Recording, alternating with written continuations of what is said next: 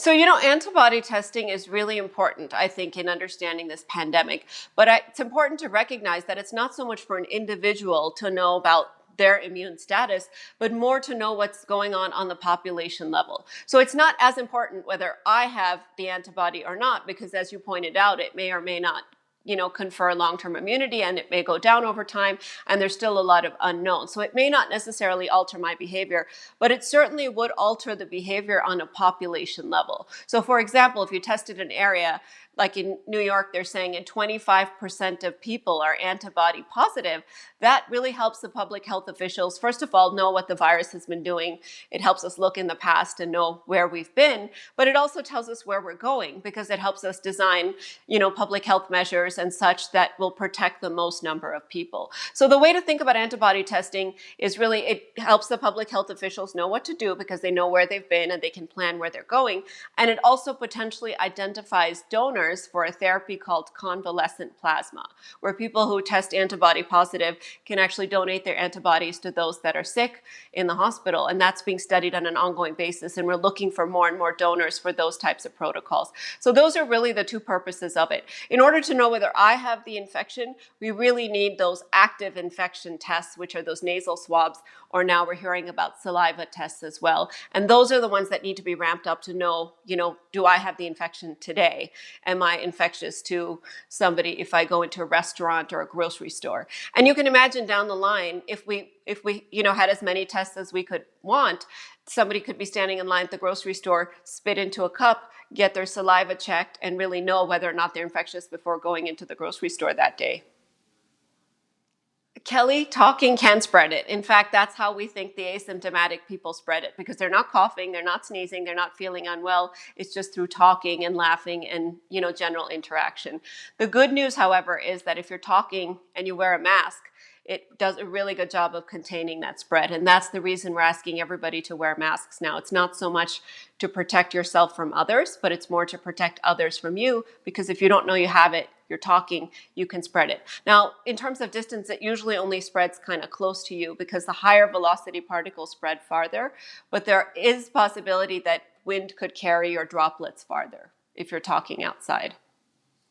So the American Association of Ophthalmology has actually issued reports that you can actually contract the virus through your eye. And as we know, with respiratory viruses, they live in the nose and they can come into close contact with the eyes. In fact, there was also a report in the Journal of the American Medical Association that tears could potentially have viral particles as well as the conjunctiva, which is the white of the eye. So you really want to protect your eyes, your nose, and your mouth at all times. That mask covers our nose and mouth, but you want to be sure to protect your eyes as well. And that's one of those reasons for social distancing. Social distancing, because the likelihood of something getting into your eye, if you're 10 or 12 feet away from somebody, is extremely low. And the only other way it's going to get into your eye is if you rub your eye. And that's one of the important reasons we say don't touch your face, wash your hands often, because it could be a potential source of introducing virus into your system. Yeah, Melinda, this is a really tough question. And I think that there's a few different ways that you can approach this. So what I would probably recommend is talking to them directly, because it is important both for your protection and theirs that you bring it up. So it is important to be direct about it. But I think if you have science evidence, or you use experts to try to help them understand that what they're doing is irresponsible and reckless and exposing, again, not just themselves, but others in the community to risk as well, maybe that'll do the trick. Because it's probably not that they're trying to be difficult or irresponsible, but maybe they don't understand the science or they don't believe it. So I would say just try to emphasize to them how much we've learned about this virus, just how many people have died from this virus, and that every death that happens is a preventable death, because this is a preventable disease if we follow these guidelines. So, Mystic, I'm not sure that I would recommend that at this time, especially given your age, because anytime somebody comes into your home, they are, potentially exposing you to risk by potentially bringing the virus to you, because anyone that they've come into contact with, is obviously somebody that you would then be in contact with. And similarly, the risk to them, because they're cleaning, if you happen to have the virus and have contaminated any surfaces around your house and didn't know that you had the virus, you could expose them to risk as well. So I would strongly discourage you at this time to have anyone come over to your house to clean. And as much as you can, just try to do it yourself. Now, if you're absolutely stuck, then sitting outside is probably a good idea, making sure all the windows are open and making sure that person who does come over to your house wears a mask, wears gloves, and wipes everything down as well as possible. Absolutely not. I mean, it really depends on what your risk tolerance is, but let me just kind of talk you through it. So going to a restaurant at this time is one of the highest risk things you can do, and that's because we've learned from some emerging data from China, where there was actually a restaurant study where a woman who had the virus and didn't realize that she had the virus went into the restaurant, sat at a table, and actually infected 9 other people in the restaurant.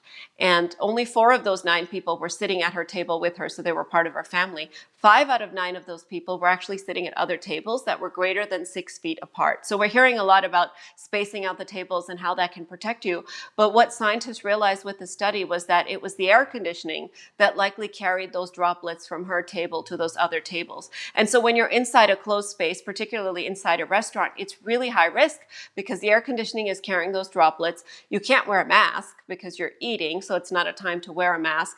And then the duration of contact is quite long. You're not just there for 2 minutes, you're sitting for 60 to 90 minutes, possibly longer, as you're having your dinner. And so all of those factors put together expose you to extremely high risk. And then you can imagine if you have to go to the restroom, or touch the doorknob or anything like that, those are additional places where you could certainly have risk as well. So this is not the time to be eating out for sure.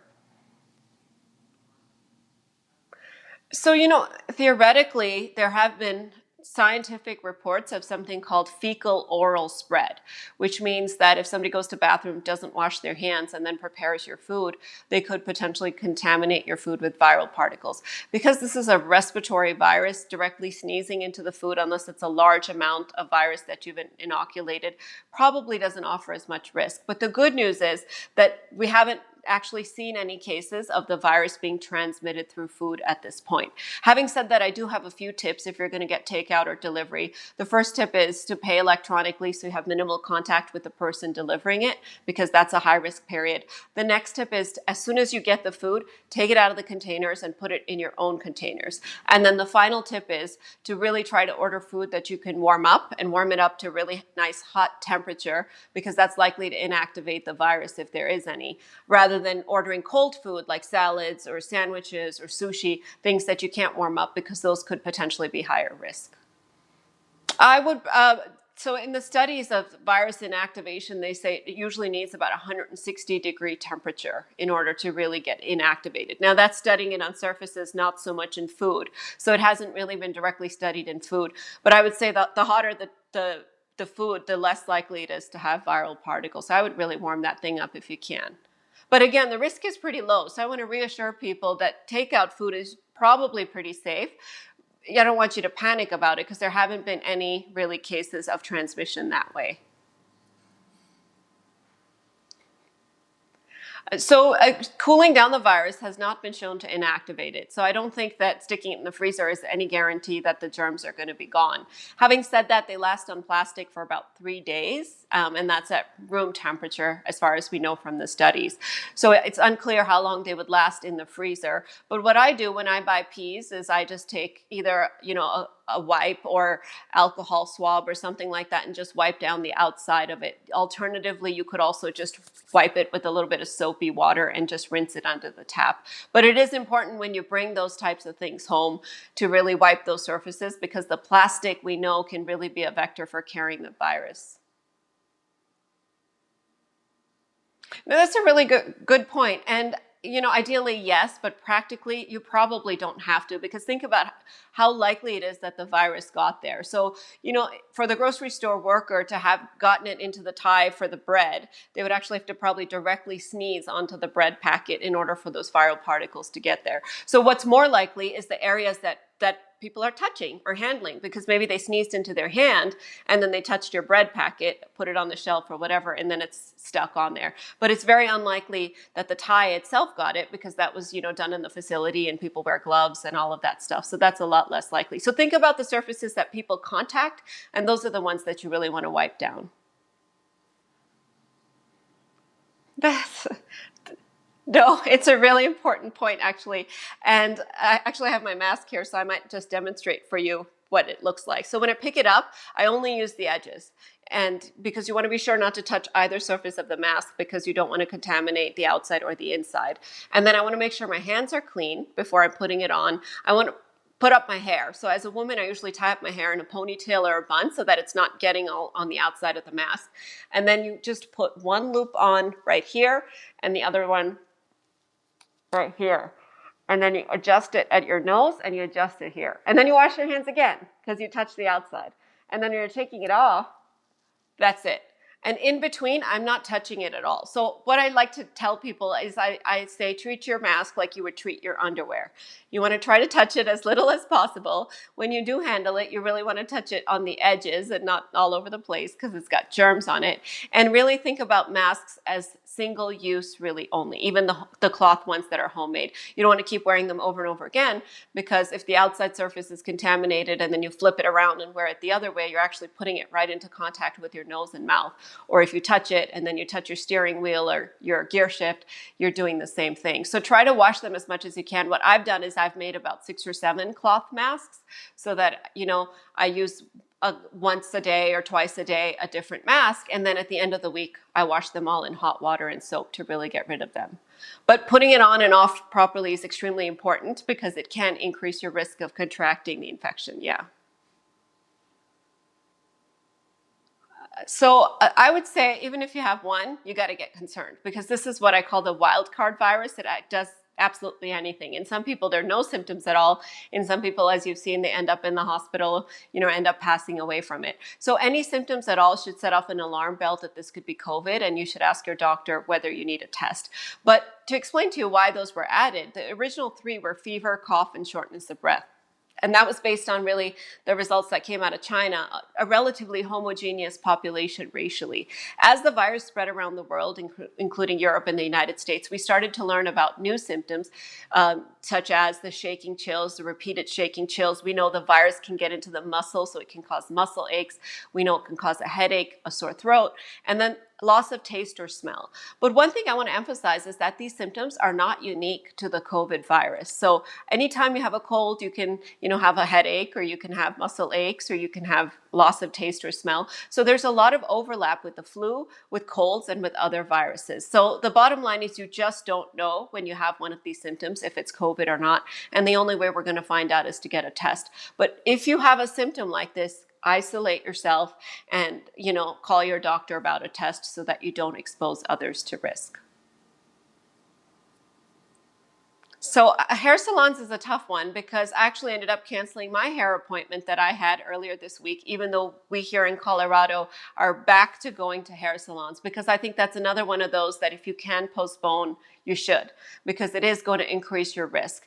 Because if the person cutting your hair has the virus and they don't realize it, or they've picked it up from the person before you, they might pass it on to you. But if it's something you absolutely have to do and you have to go into a hair salon, there are a few tips that you can do to keep yourself safe. The first is make sure that there's very few people in the salon when you go, because the more people that are gathering in that closed space with that air conditioner blowing around, the more risk. The second is, if you can wear a mask, which might be hard if you're getting your hair done, but if you can wear a mask, you should, and you should make sure the person that's doing your hair absolutely wears a mask as well. The third is, ask the person who's doing your hair and watch them wash their hands for 20 seconds before they touch your face or come anywhere near your face. And similarly, they should wipe down all the combs and scissors or anything that they're using in your hair, because all of that is going to come close to your face. So if you follow those tips, you can probably keep yourself relatively safe. But like I said, if you can put it off, that's the safest thing to do, and I really think you should do that.